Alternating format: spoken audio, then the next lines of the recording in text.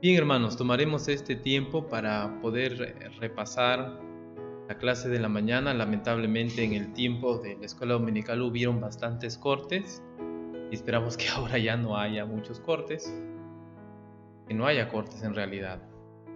Vamos a tomar el tiempo para hablar del Éxodo nuevamente, hacer un pequeño repaso y poder avanzar, hermanos, en este tiempo previo a nuestro culto. Gracias a todos, gracias a Dios por todos los que se están sumando también a este estudio. Habíamos dicho que Dios tiene un plan trazado para con su pueblo de antemano. El libro de Éxodo nos detalla ese plan de Dios que fue dado en Génesis 15, versículos 13 al 16. Génesis 15, versículos 13 al 16, Dios le dijo a Abraham: Entonces Jehová dijo a Abraham: Ten por cierto que tu descendencia morará en tierra ajena, y será esclava allí y será oprimida 400 años. Mas también a la nación a la cual servirán juzgaré yo, y después de esto saldrán con gran riqueza. Versículo 15. Y tú vendrás a tus padres en paz, y serás sepultado en buena vejez. Dios está diciéndole a Abraham lo que él va a hacer en el tiempo.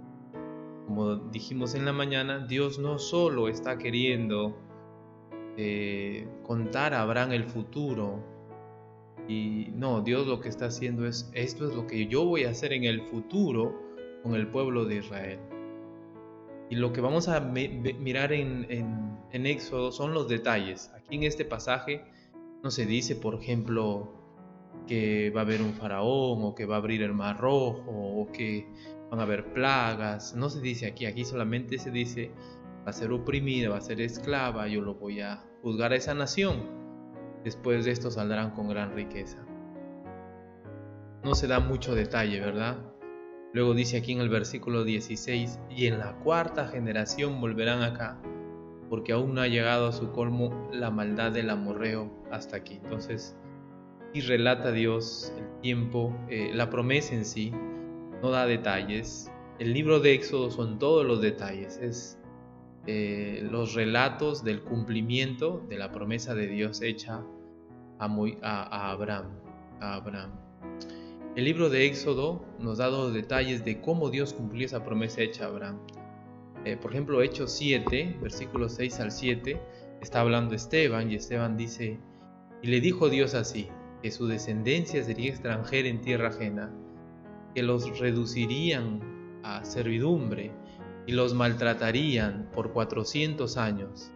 Mas yo juzgaré, dijo Dios, a la nación de la cual serán siervos, y después de esto saldrán y me servirán en este lugar.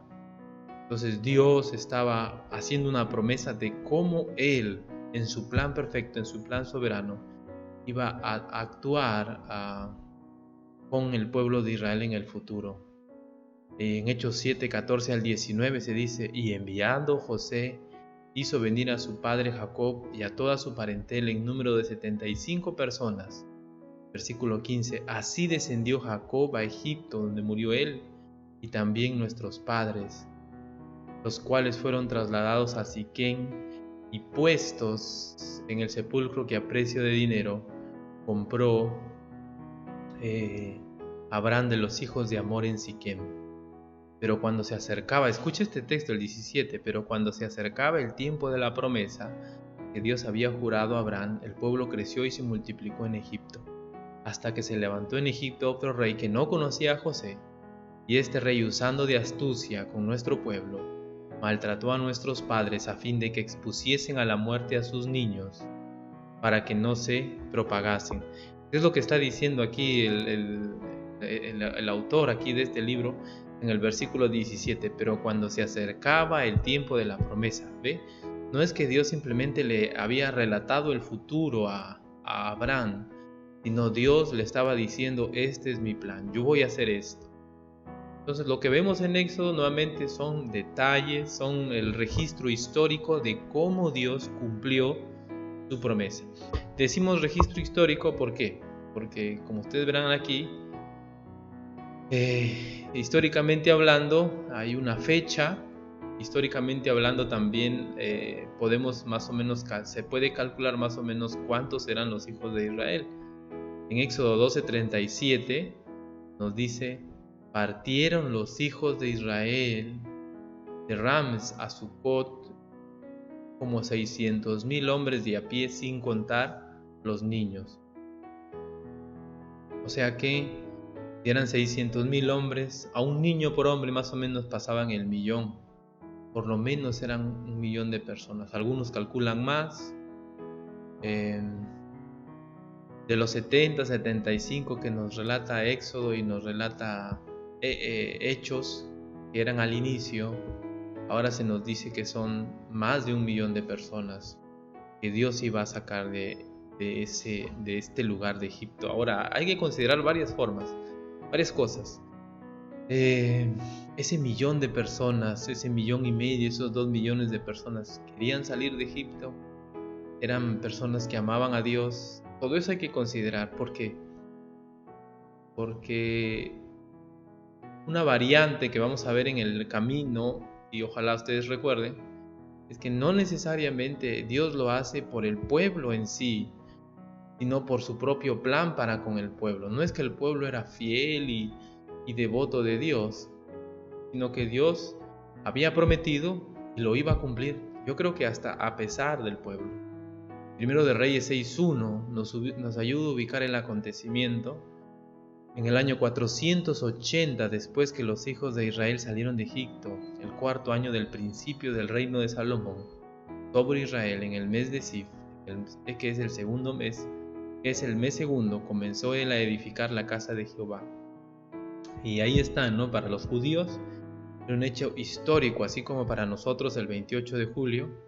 Para ellos era un hecho histórico el tema de la salida de Egipto, y marcaba pues como para nosotros la independencia, para ellos también marcaba, era como el tiempo de su independencia también. Entonces eso hay que notarlo, porque no estamos hablando de cuentos, no estamos hablando de leyendas, así como a muchos pueblos han hecho para poder exaltar su grandeza. Contaban leyendas, contaban historias. Nosotros, por ejemplo, Manco Cápac y Mama Ocllo, que salieron pues del lago, etcétera, ¿no? Los hermanos Ayar. Son cuentos, leyendas para exaltar la grandeza de algo, pero no necesariamente son reales. Estos sí son hechos históricos, y por eso los israelitas lo tomaban como punto de partida para su historia. En el año 480, en el mes segundo, después que salieron los hijos de Israel, Salomón empezó a construir el templo. Y para ellos era una forma de ubicarse en el tiempo. Éxodo 1, del 1 al 7, nos dice que Dios prosperó al pueblo de Israel en estos 400 años. Ya lo habíamos leído en Hechos. Y Éxodo nos dice que Dios, versículo 7, los hijos de Israel fructificaron, se multiplicaron y fueron aumentados y fortalecidos en extremo, y se llenó de ellos la tierra. Bueno, nuevamente, quiero hacerles notar esto. No es que el pueblo de Israel era el mejor pueblo que existía en el sentido espiritual. El pueblo de Israel en 400 años, creo yo, se había vuelto más egipcio que israelita, ¿no? Estaba lleno de costumbres y cosas de los egipcios en sus vidas. Muchísimo. Y eso se va a evidenciar en el desierto. Cuando ellos están yendo en el desierto, ahí se va a evidenciar su corazón, donde estaba. Pero a pesar de todo eso, porque no es por el pueblo de Israel, sino por su propia promesa, Dios, en base a su promesa, les fructifica, les multiplica, les hace aumentar, les fortalece en extremo. La tierra, dice, se llena de ellos la tierra. Voy a extenderlo un poquito, me parece que no se está viendo todo. Creo que ya se va a ver. Un segundo. Ahora sí se va a ver todo.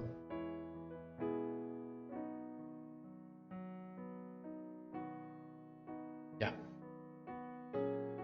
Eh, entonces hay que notar esos detalles.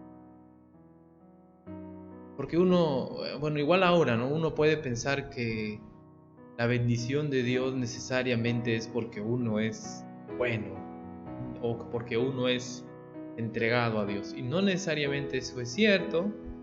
Muchas veces es todo lo contrario, el malo prospera. ¿Por qué el malo prospera? Porque es que la maldad a veces avanza. Bueno, todo va de acuerdo al plan de Dios. Dios tiene un plan y Dios está ejecutando su plan. En ese plan, mucha gente y que no lo merece, digámoslo así, porque no sé si por bueno uno merece tener más o menos, prospera. Mucha gente mala, pero no es porque se lo merece o no se lo merece, sino porque es de acuerdo al plan de Dios, de acuerdo al plan de Dios. Igual que los israelitas, estaba en su plan, Dios había previsto esto y Dios lo estaba haciendo, no porque los israelitas se lo merecían, sino porque Dios quería cumplir su promesa con ellos. Es importante notar que Dios actúa de acuerdo a su palabra. En esto de cumplir sus promesas, también Dios permite, y yo no solo creo que permite, sino que Dios levantó un opositor. Y un opositor con dos objetivos claros. El primer objetivo era que el pueblo no siga multiplicándose, que no se vaya de Egipto. Bueno, el objetivo era doble, ¿verdad? Que no se multiplique y que no se vaya de Egipto. Ese era el objetivo de Faraón, que el pueblo no se multiplique, que no se vaya de Egipto. Entonces las estrategias que Faraón va a aplicar, va a implementar, tienen que ver con eso, con que el pueblo no se multiplique y el pueblo no se vaya de Egipto. Vamos a mirar entonces algunas de las estrategias. Nota el versículo 8. Entre tanto se levantó sobre Egipto un nuevo rey que no conocía a José y dijo a su pueblo: He aquí el pueblo de Israel, de los hijos de Israel, es mayor y más fuerte que nosotros. Ahora pues, seamos sabios para con ellos, para con él, para que no se multiplique y acontezca que, viniendo la guerra, él también se una a nuestros enemigos y pelee contra nosotros y se vaya de la tierra. Noten entonces la estrategia, está subrayada con rojo. Primero, seamos sabios para con él para que no se multiplique. Segundo, que no se vaya de la tierra. Las estrategias de Faraón, de este y del próximo, van a ser las mismas. Que no se vaya de la tierra y que no se multiplique. Entonces vamos a mirar la primera estrategia que utiliza este Faraón. La primera es la esclavitud. Éxodo 1, 11, 13 y 14 dice: Entonces pusieron sobre ellos comisarios de tributos que los molestasen con sus cargas, y edificaron para Faraón las ciudades de almacenaje de Pitón y Rameses. Y los egipcios hicieron servir a los hijos de Israel con dureza, dice el 13, y amargaron su vida con dura servidumbre en hacer barro, ladrillo y ladrillo en toda labor del campo y en todo su servicio al cual los obligaban con rigor. Entonces los egipcios aplicaron esta estrategia de hacerlos sufrir. Ahora, no son los únicos que han pensado de esa manera. En el tiempo ha habido otros dictadores, otros gobiernos que han establecido esa política, ¿no? de matarlos a través de la esclavitud, ¿no? Por ejemplo, los nazis, ¿no? Otros pueblos también hacían eso en la antigüedad, de querer exterminar a las personas a través de la esclavitud. Varias experiencias hay de los judíos en el tiempo de los nazis que comparten, ¿no? Ellos comparten que en los campos de concentración solo les daban agua con azúcar o café con azúcar, un pedazo de pan para el día y a trabajar, Y así los iban matando en un inicio, antes de implementar las cámaras de gas en los campos nazis. Este faraón también tenía esta estrategia, pero como vemos en el texto, en el versículo 12, no le funcionó. Pero cuanto más los oprimían, tanto más se multiplicaban, crecían de manera que los egipcios temían a los hijos de Israel. Entonces Dios utilizaba la estrategia de Faraón en su contra, porque los israelitas eran muy buenos. No, sino que Dios tenía su plan con Israel. Y no importaba, lo digo así, no importaba qué clase de pueblo eran, Dios los iba a sacar. Los iba a sacar porque Él había prometido hacerlo. La segunda estrategia, que las parteras hebreas maten a los bebés varones. Éxodo 1 del 15 al 16 dice así: y habló el rey de Egipto a las parteras de las hebreas, una de las cuales se llamaba Cifra y la otra Fúa. Les dijo: cuando asistáis a las hebreas en sus partos y veáis el sexo, si es hijo, matadlo, si es hija, entonces viva. Entonces esa era la estrategia: si era un niño, que lo mate; si era una niña, pues que viva. Las parteras lo que hicieron por temor a Dios, dice, pero las parteras temieron a Dios y no hicieron como les mandó el rey, sino que preservaron la vida a los niños. Y el rey de Egipto hizo llamar a las parteras y les dijo: ¿por qué habéis hecho esto, que habéis preservado la vida a los niños? Y las parteras respondieron a Faraón: porque las mujeres hebreas no son como las egipcias, pues son robustas y dan luz antes que la partera venga a ellas. Entonces, interesante, ¿no? Paréntesis allí, las damas fuertes dan más rápido a luz, ¿no? Una dama tiene que estar fuerte para dar a luz mejor, aparentemente, ¿no? También otro detalle es que Faraón dice: ¿por qué habéis hecho esto, que habéis preservado la vida a los niños? En el versículo 16 dice: cuando asistáis a las parteras hebreas en sus partos y veáis el sexo, de si es hijo, matadlo, si es hija, entonces que viva. Un detalle también que está ahí es que la palabra partos es 2 piedras. Al parecer las damas se posicionaban en 2 piedras para poder dar a luz. Creo que lo hacían sentadas, esa era la idea. Diferente a como ahora da, ¿no? Como ahora se da.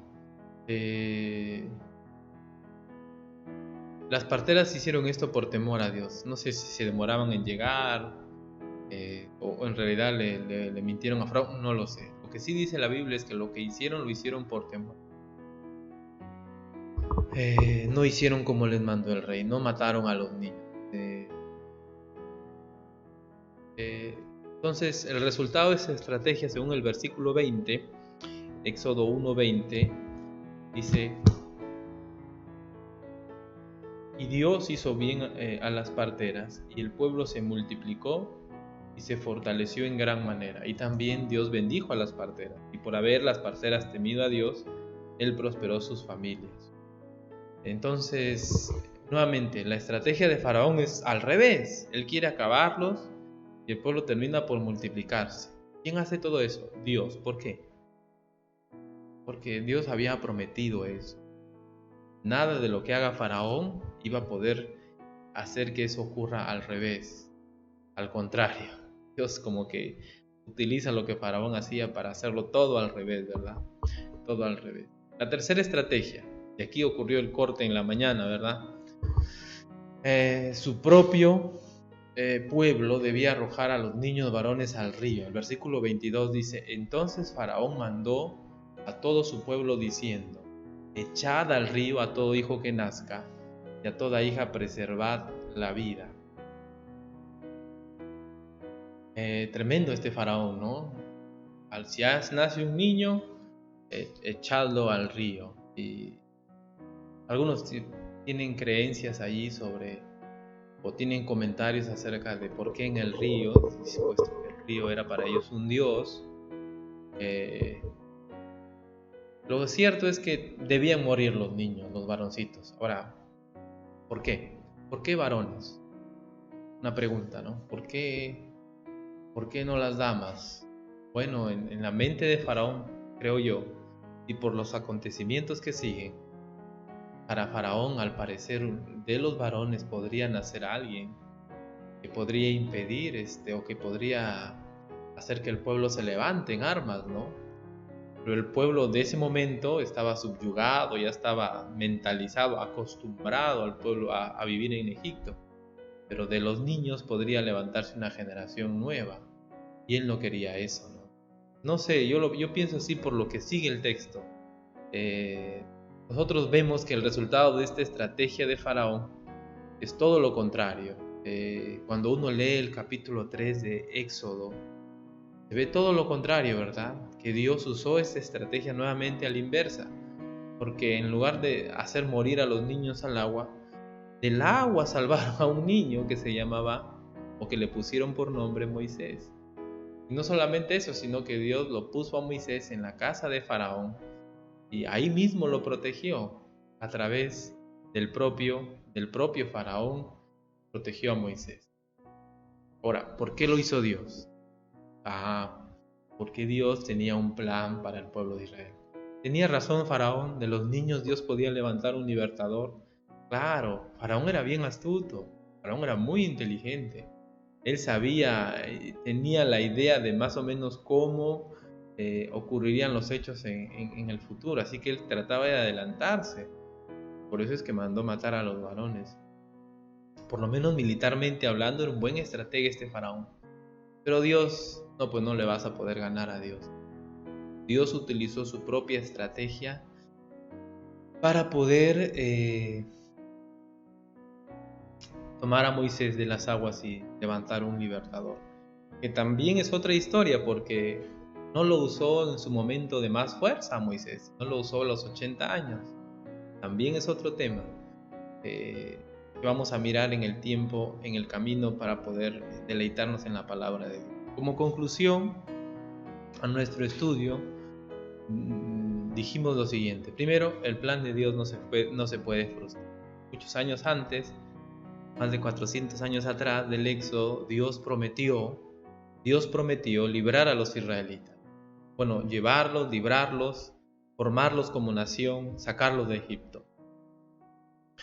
Dios permite la oposición, ¿cierto? Yo creo que hasta la usa a su favor, la levanta y la usa a su favor.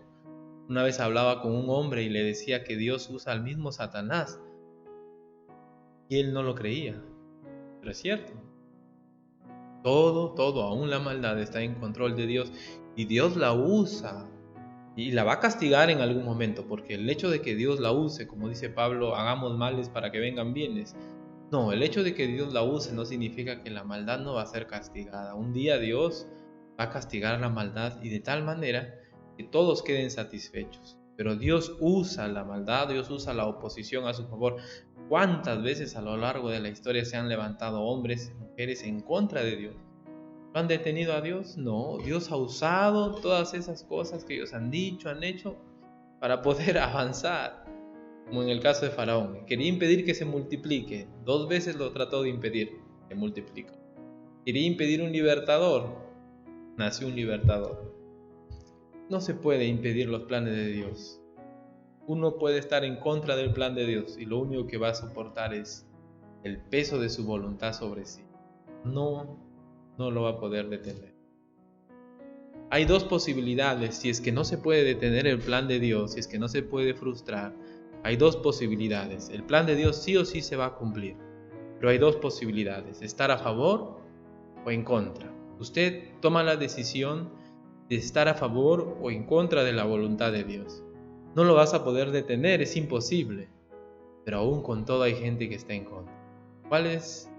¿Qué es lo que determina en qué lado me estoy? ¿Qué es lo que me coloca en el lado correcto? El versículo 17 dice, pero las parteras temieron a Dios y no hicieron como les mandó el rey de Egipto, sino que preservaron la vida a los niños.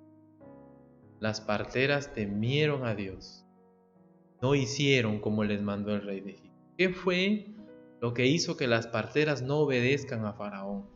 ¿Qué fue lo que hizo que las parteras se pongan en el lado correcto? ¿Qué fue lo que hizo que las parteras se pongan en el lado a favor de la voluntad de Dios? El temor, su temor a Dios, su miedo a Dios. ¿Y qué fue lo que hizo a Faraón ponerse en el lado del obstáculo? estar en contra. Él no temía a Dios. Cuando hablamos de temor a Dios, hablamos de tener miedo. No hablamos solo de respetarlo, de venerarlo, de considerarlo. Hablamos de tenerle miedo a Dios. Porque Dios es un Dios grande, dice la Biblia, y temible. Cuando nosotros hablamos de tenerle temor a Dios, hablamos de sí, Él es nuestro Padre, Él es nuestro Rey, pero también Él es fuego consumidor, Él es Dios santo, va a castigar el mal. Jesús dijo, no temáis a los que matan el cuerpo, temed más bien al que puede destruir el alma y el cuerpo, ¿dónde? En el infierno. Jesús mismo lo dijo, temed al que puede destruir el alma y el cuerpo en el infierno.